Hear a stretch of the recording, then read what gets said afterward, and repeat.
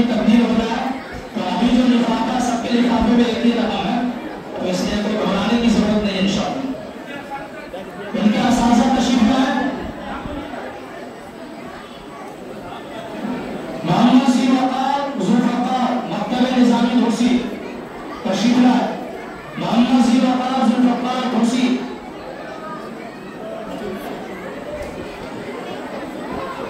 इनके उस्ताद हाफिज मोहम्मद सालिम निजामी साहब।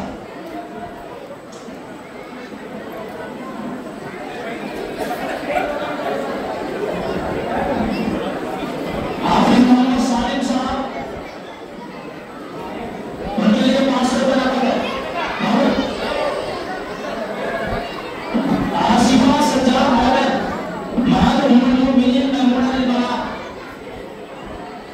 आसिफा सज्जाद हैदर महद उम्मुल मोमिनीन मैमूना अल बरात इसरा इसरा इसरा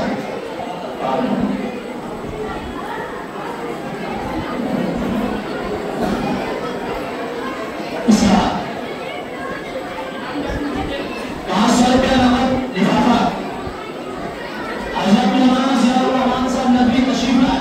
थोड़ा सा देखते रहिए, कैमरा गिरेंगे। हजरत मौलाना जियाउर रहमान साहब। रिजाउर रहमान बोलिए, रिजाउर रहमान। आइए। H20 Mohammad Adil Mohammad सलाउल्लाह Aslam. This is the Mohammad Adil Mohammad सलाउल्लाह अस्लाम। नहीं